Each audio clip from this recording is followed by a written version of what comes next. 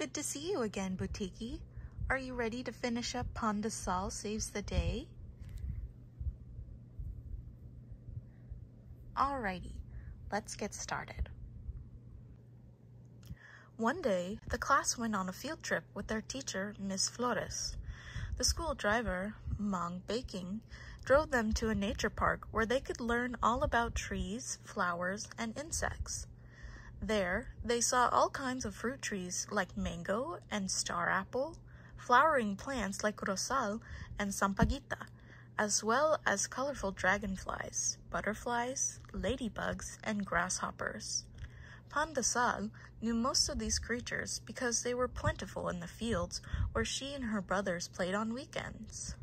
Eek! Croissant shrieked when a wriggling insect landed on her. Don't be afraid, Pan de Sal said. It's only a dragonfly. Look, I can even catch it, and it won't bite.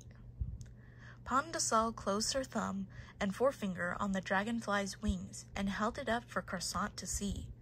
Gross, Croissant said as she looked away. But by this time, Superbread and Donut had joined them and were fascinated by the dragonfly. Wow, you're brave, said Superbread. And Pan de Sal felt strangely proud of herself, though it was really no big deal. Why, one time she had even caught a whole army of dragonflies, which she kept in a bottle before setting them free. When it was time for lunch, they all sat down on the picnic grounds and opened their lunch boxes. Out came the hamburgers and french fries, the spaghetti, fried chicken, and pizza, all neatly wrapped in aluminum foil. Croissant had a cheese soufflé, while Breadstick brought fettuccine with cream sauce. Suddenly, Pan de Sal felt ashamed of her brown paper bag. In it, she had rice, fish broiled in tomatoes and onions, and chicken adobo, all wrapped in banana leaves. Her mother had made sure Pan de Sal brought plenty of food so she could share them with her classmates, and her brothers had tucked in some bananas which they had picked from the tree in their backyard. Pan de Sal loved this food, but compared to those of her classmates, the rice and the fish and the adobo and the bananas suddenly looked so humble. Aren't you going to eat? Miss Flores asked Pan de Sal. I forgot my bone. Oh, but you must eat, or you'll go hungry. Here, have some of my barbecue. Miss Flores gave her slices of charcoal-broiled pork on bamboo skewers.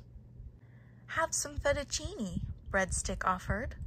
And some fried chicken, said Donut. Soon everyone was sharing their baon with her. Pan de Sal felt grateful and sad at the same time. If only she could share her food with her classmates too. When lunch was over, the children piled into the bus and Mang Baking got into the driver's seat to take them back to school. They had driven only for a few minutes when suddenly the bus stopped. Mang Baking got out and looked at the engine. He poked and he tapped and he poked and he tapped, but he could not figure out what was wrong. They were on a lonely country road with no house in sight. Finally, he decided to go for help. Stay here while I look for the nearest gas station, Mang Baking told Miss Flores and the children. At first, they all sat very still, but before long, everyone grew restless. Mang Baking sure is taking a long time, Danish said. I'm bored, complained Honeybread. I wish there was something we could do. Why don't we play a game? Miss Flores suggested.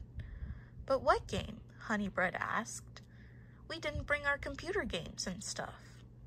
And I forgot my frisbee, Donut said. I have my sipa, Pan de Sal suddenly volunteered. Sipa? Everyone turned to look at Pan de Sal. What in the world is that? It's a little toy, Pan de Sal suddenly wished she hadn't spoken. Well, show it to us, said Miss Flores. We may be able to learn to play it too.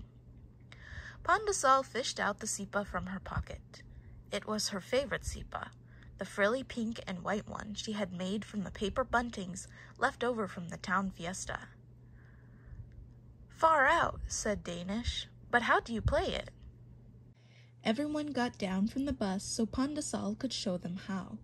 She kicked the sipa up in the air with her foot, once, twice, and several more times, until she reached a count of 20. "Wow, that's really neat," said Muffin. "Can I try it too?" Soon everyone was having fun playing with the sipa. "This sure is a great game," Breadstick said. "And it's good exercise too," Superbread pointed out. And even Miss Flores tried the sipa a few times and laughed when she could reach only a score of 10. But everyone marveled when Pandasal was able to kick the pink sipa up in the air all of 100 times. "Wow, you sure are great at playing sipa," Breadstick said. "I've had a lot of practice," Pandasal explained, remembering all those times when she and her brothers played sipa on weekends.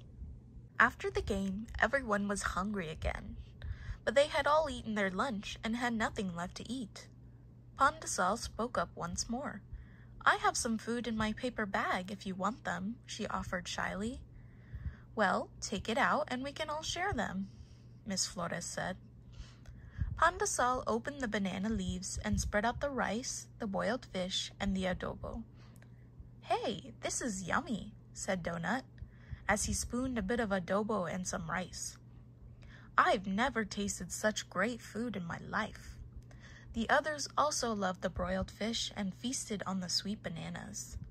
"Fresh fruit is good for the health," Superbread told everyone between mouthfuls of food. "Why didn't you tell us you brought along some food?" Miss Flores asked Pandasal. "I was too ashamed," Pandasal admitted. "I thought you might find this food yucky." "Oh, but this is a great change from all the soufflés, quiches, and bisques that we have at home. You should give us the recipes," said Croissant. Pandasal glowed. How wonderful to be able to share something with her classmates. After they had eaten, the children sat cozily together to rest and wait for Mang baking. "Who knows how to sing?" Miss Flores asked. "Not me," Muffin croaked. "I almost flunked music."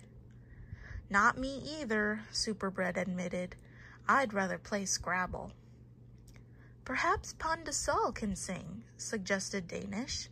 "I heard her humming once in school." Soon, Pandasal was singing a kundaman. Pandasal sang all the songs her mother taught her. The children were in turn amused and amazed at Pandasal's songs.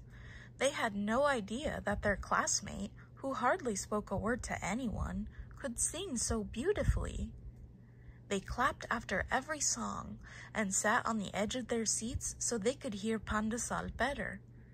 Before long, her beautiful voice lulled them into a sweet slumber.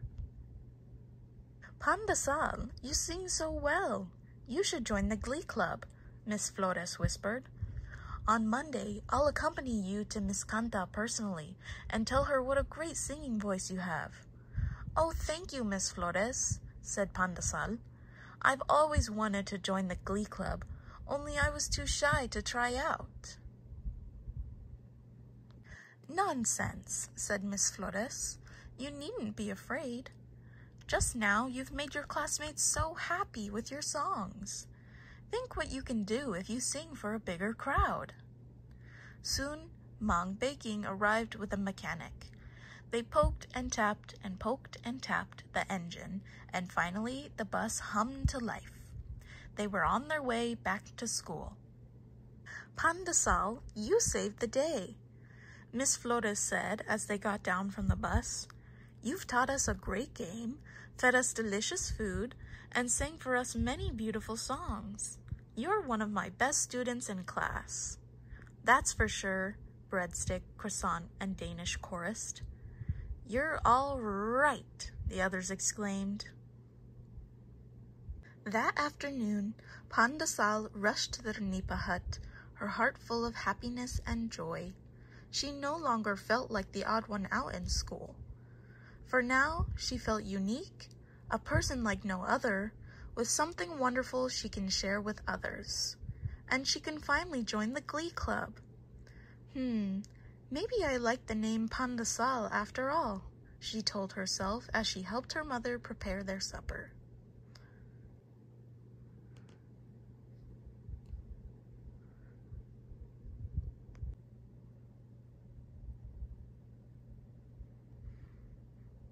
So, Butiki, did you like this week's book?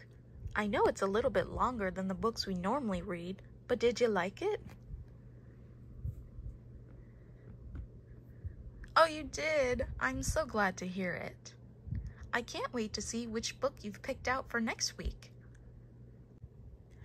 Thanks so much for watching, and see you next week.